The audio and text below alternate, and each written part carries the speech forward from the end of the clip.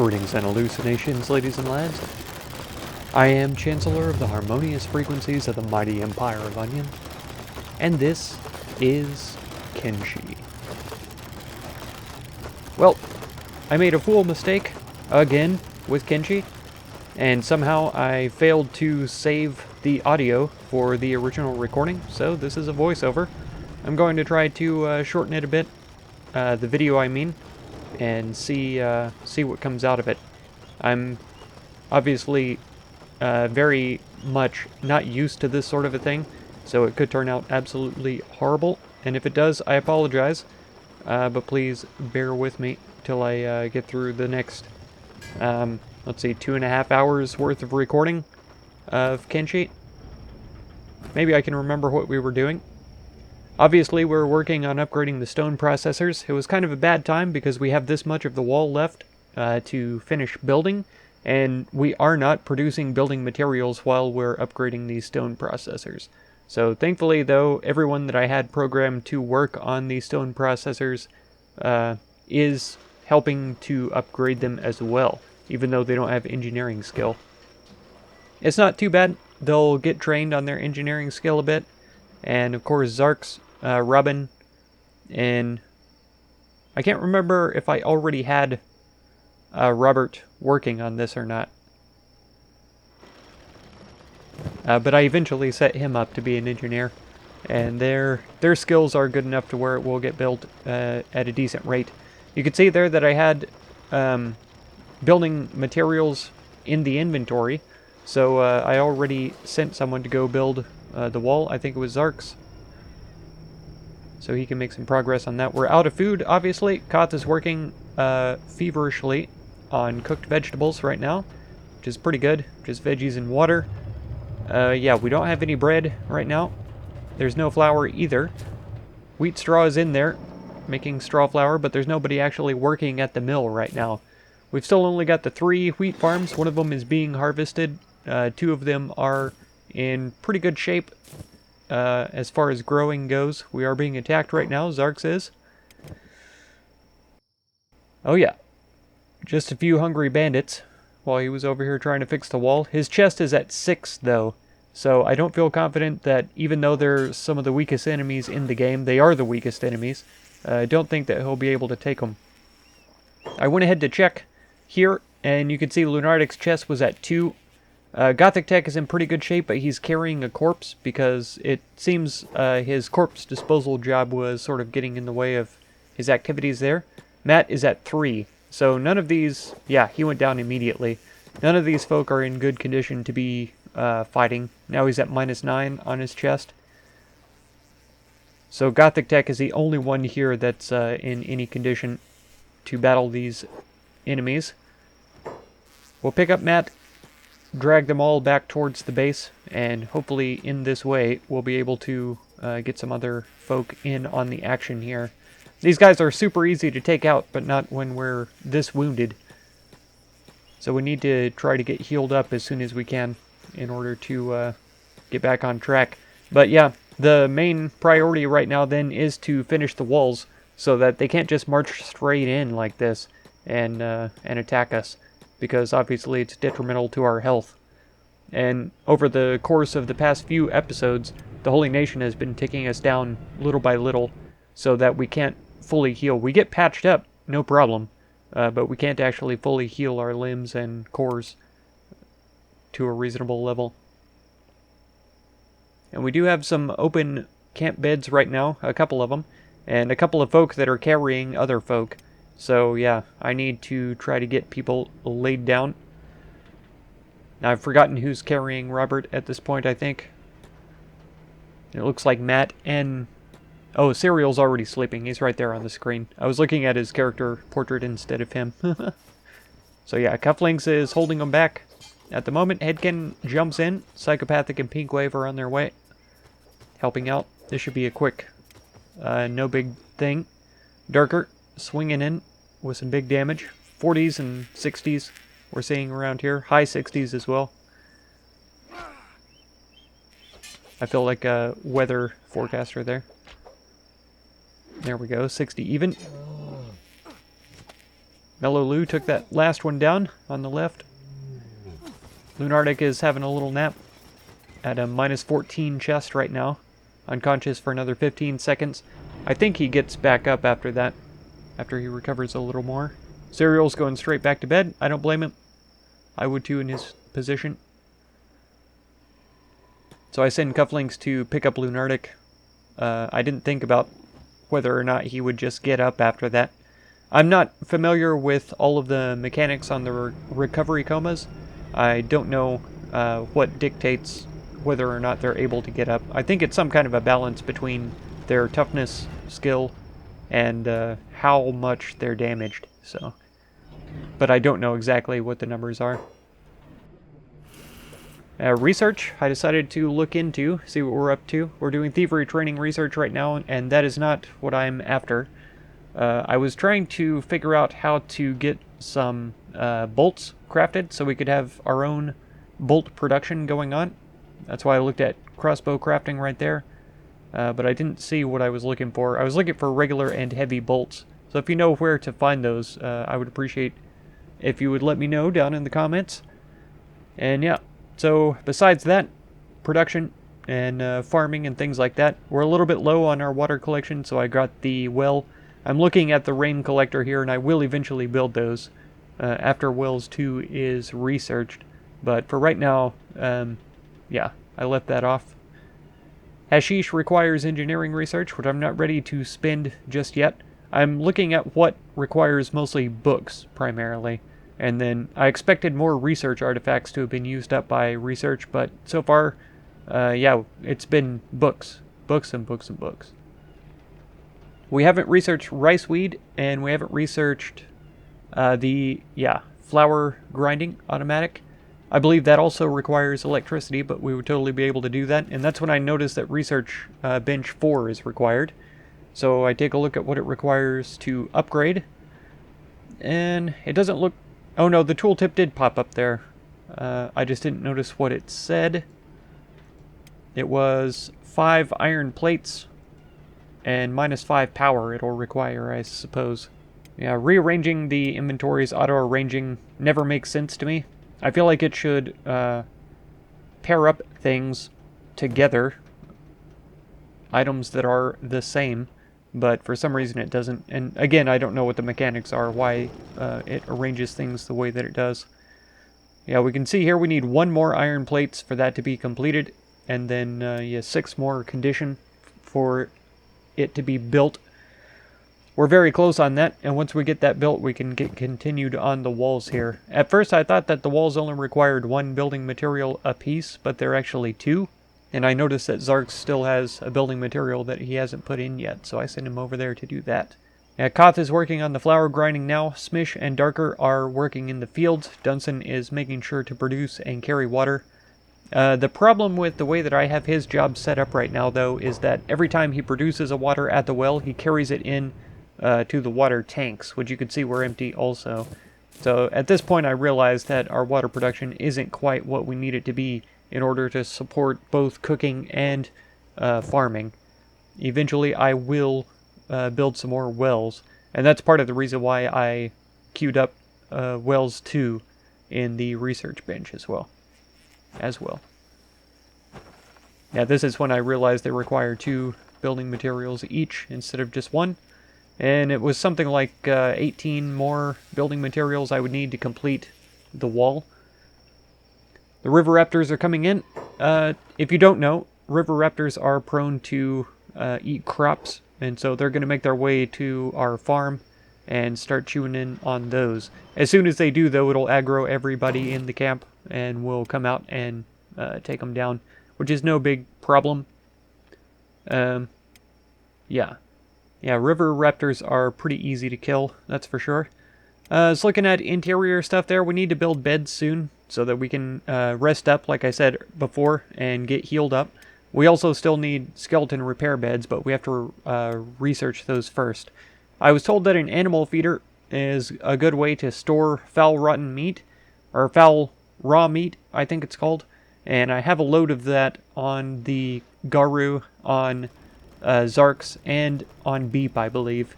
Not to mention these river raptors are trickling in just now, so after we kill them, that'll be another huge load of foul raw meat that I'll need to store away.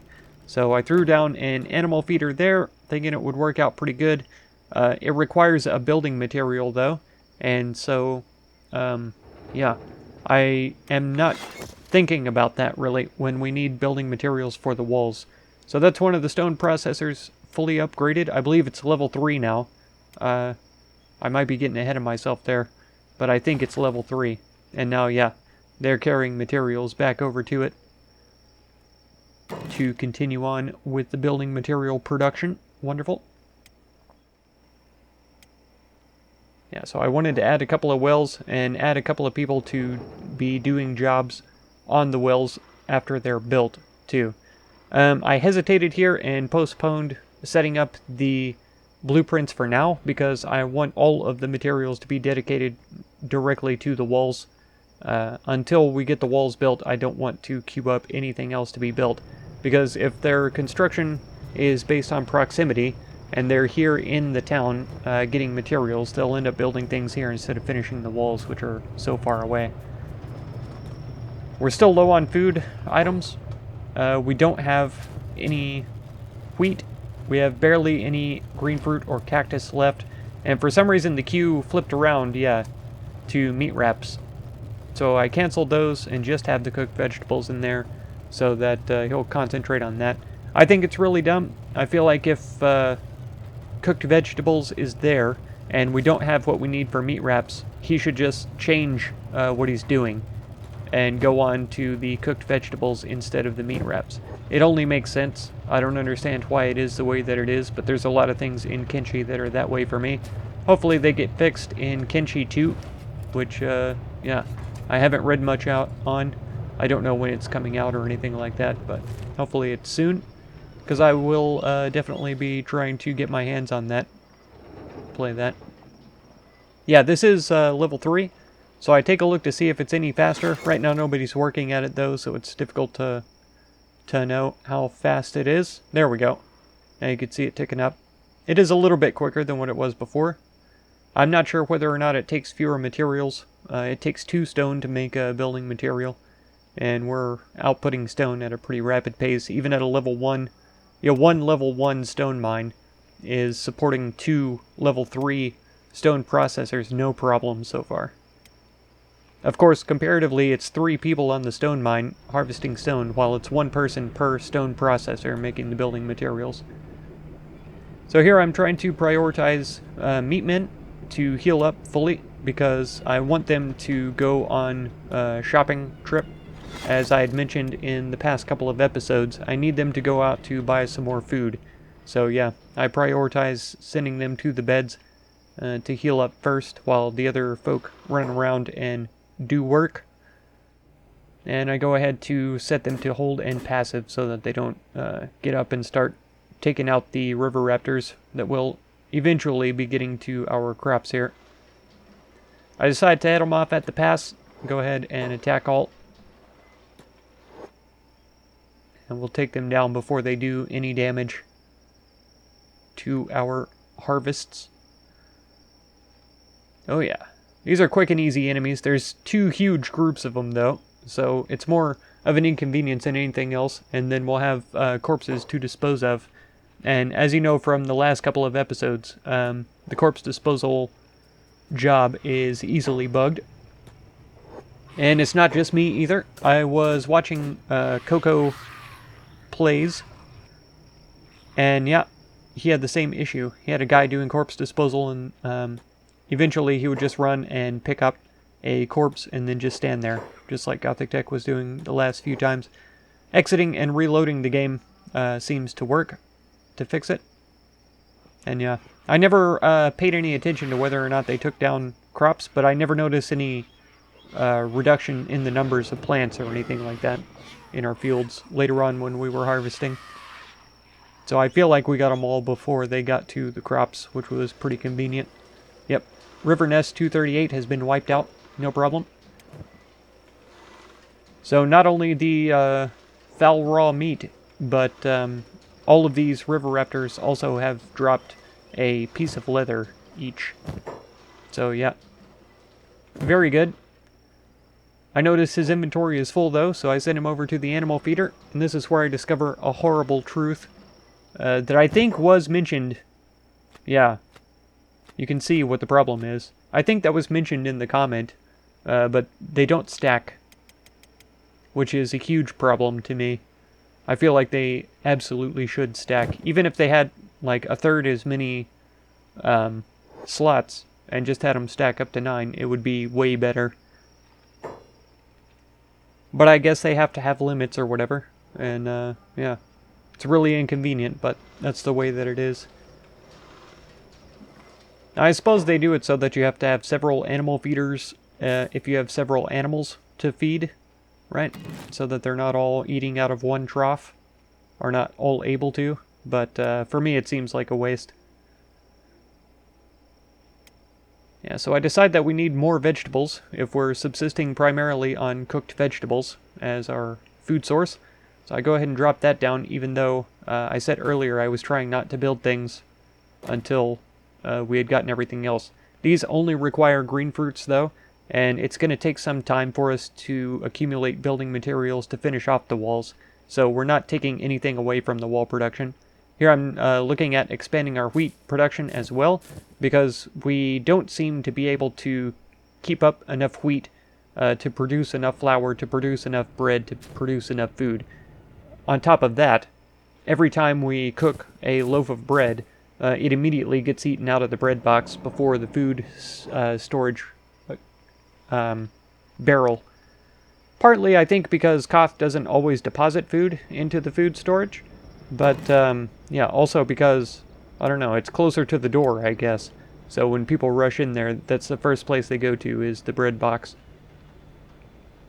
So I decide, since the food can't stack and we still have tons of foul raw meat available, I'll throw down several more animal feeders. At this point, I'm getting a little bit frustrated about it, and so I'm not thinking about the building materials being used for those instead of the walls. Here we see Zarks is on it though. Even though he had a building material in his pockets, he didn't waste it on anything but the walls, which is very fortunate. Now we're down to quite a very few walls left to build. I think it's still something like 6 or 8 that need to be built, but that's better than 9. So there I've got almost all of the raptors cleaned up, and then lo and behold, poof, here they are. Black Dragon Ninjas, here to wreck our day. So I grab Koth.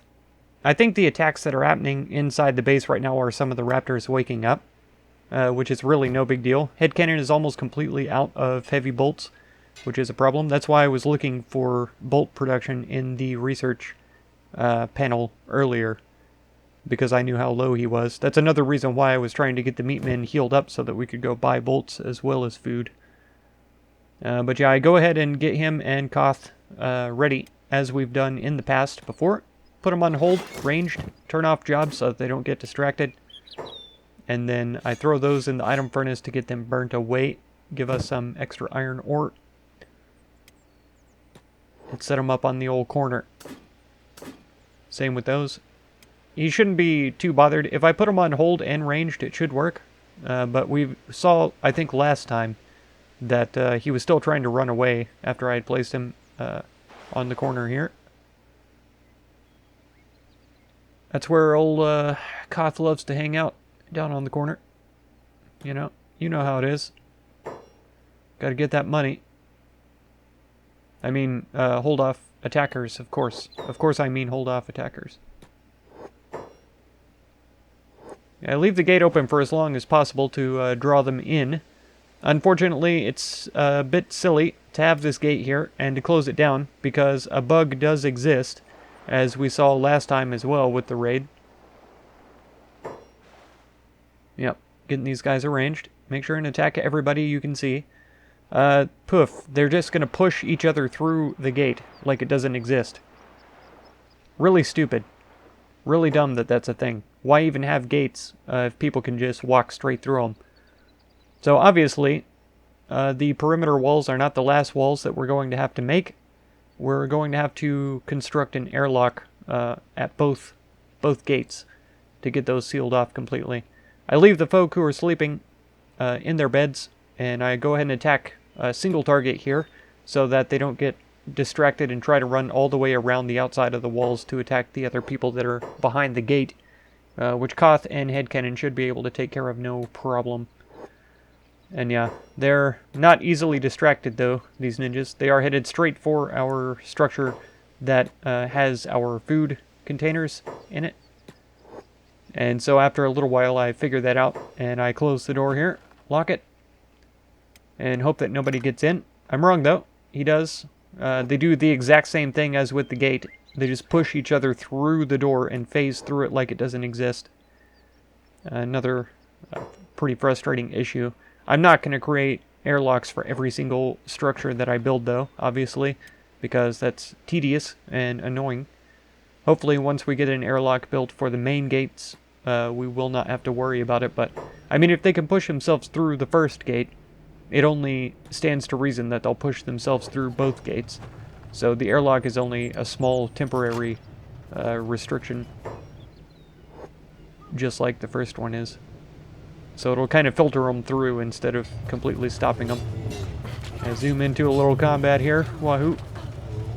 We've got them outnumbered, and we're better skilled, but we are horribly wounded, as we've seen. Beep is down. Yeah, Robert and Gothic are sleeping. I go ahead and send Headcanon back to take his rest. Serial steals the bed, though, before Headcanon can get there, which is perfectly fine. I decide to send Serial out, though, because he is going to be at home while the meatmen are out and about. So, yeah, I decide to send him back to work.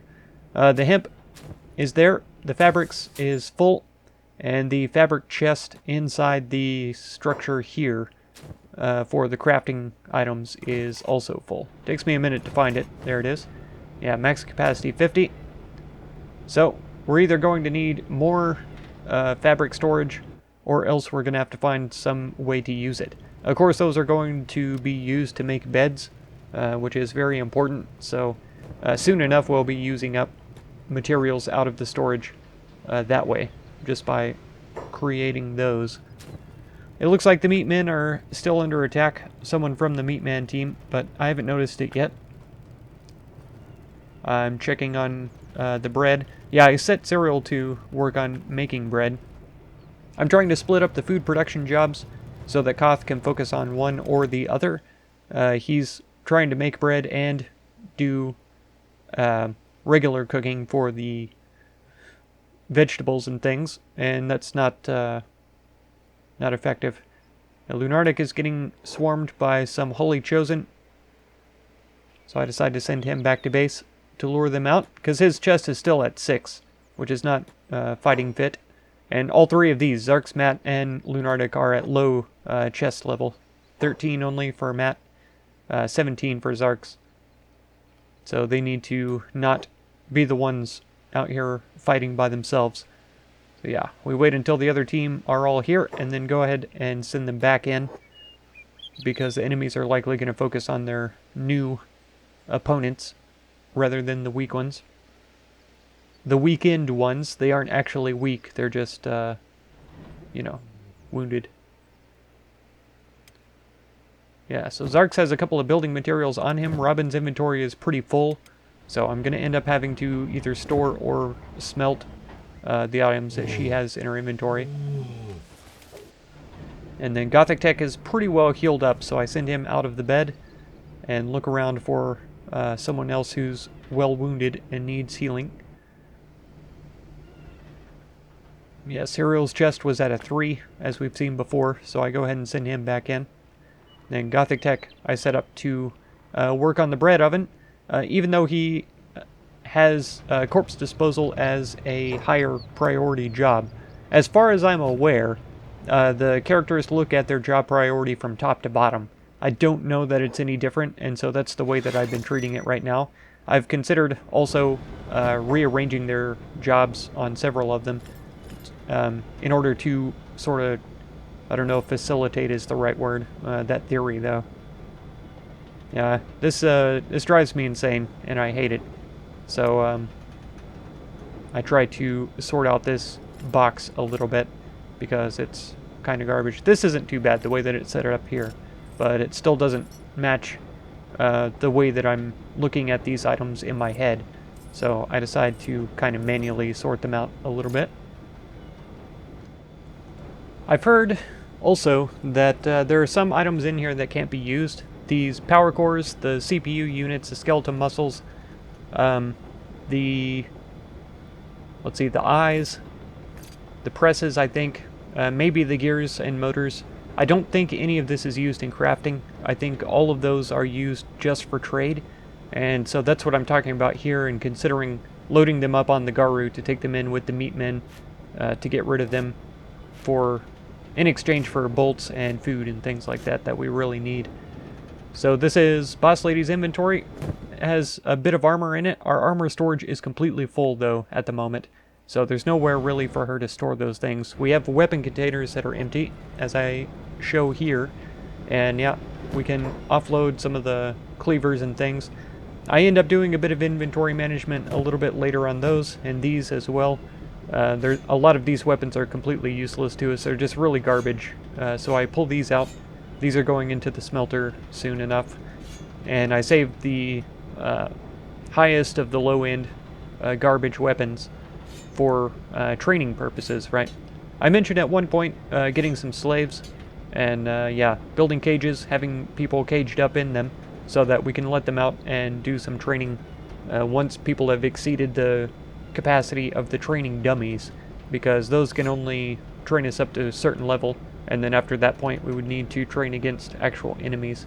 Most likely, training against them when they're using martial arts is going to be the most effective, because that's when they'll be the weakest, and we'll be able to still build skills that way. Somehow I didn't notice that that sword would be able to be moved down by one, but it's fine.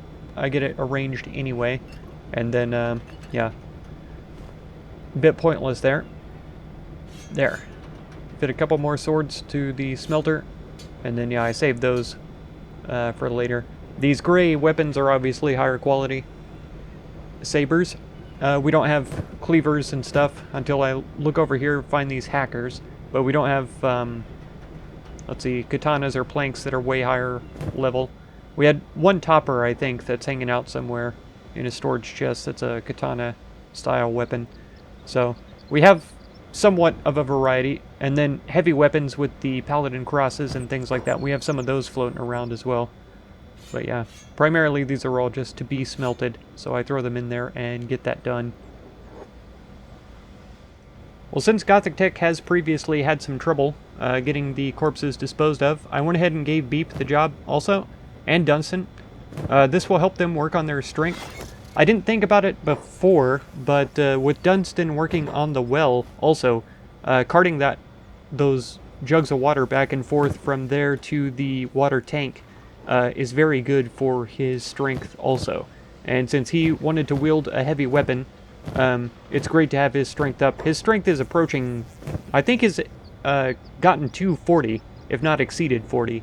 And so he's getting to the point where he's going to be very effective at wielding heavy weapons and doing severe damage to enemies as well. One problem with the smelter, it said 3.6 metal there. It will only smelt down to 3. It always rounds down. Even if it's like 3.8, 0.9, it'll round down to the whole number, which is a bit sad, but that's the way that it goes. It kind of makes sense though, because you could cheese it to throw in only like 3.1 and it still round up if they didn't program it correctly. But I feel like it would be easy to program something like 0.6 or 0.8 to round up to the nearest whole number. So here I'm just trying to grab the last of the leather before we smelt these raptor corpses and yeah, get rid of them permanently. I'm not worried. We didn't finish building the other animal feeders before we ended up burning these corpses, and I'm not bothered about it at all, getting rid of the foul raw meat yeah, that are left on the corpses there. For some reason that didn't bother me. I didn't end up looting the Black Dragon ninjas either. I let them get up and run off, do their own thing. They healed up some of their friends, Yeah, they moved on. Koth here is got them under guard, just in case they decide to try to steal some of our food or something on their way out. I checked a few of the corpses later, not to loot them, but just to make sure that they didn't get away with food. And so far as I'm aware, we didn't have any food for them to steal in the first place. So yeah, that's what Gothic Tech is doing right now. He takes a couple of weapons to smelt down, but for the most part, he's looking for food, mainly. Make sure they didn't get away with anything. Okay, I spoke too soon. I definitely looted all of their weapons to smelt down. I was pretty sure that I only was looking for food. But yeah, you can see here, obviously, he's taken all the swords. But I do end up just smelting them. I don't take them to sell or anything like that. And interestingly enough, each one is worth 0.5. So I was able to get round numbers here and not waste much metal. There we go. Yeah, I noticed it there and made it an even 3. And that raw iron stacks up in the smelter pretty nicely. So I haven't had to worry about that. I'm pretty sure that's where they're pulling from to create iron plates at the moment. So yeah, I can't remember who's working on the iron refinery, but I'm pretty sure that's where they're pulling from. I realized I still have him on hold and on jobs. I moved him up onto this building so he could provide some fire support, and then forgot. So he hasn't been doing anything this whole time. And yeah, that's going to do it for this episode, though. If you want to catch another one, be sure to subscribe. Consider supporting my channel through the Patreon link down in the video description. And feel free to check out any of my other videos or playlists that you might be interested in. I thank you so much for all the time that you spend on my channel, and I hope blessings of wisdom and peace on all of you. Farewell.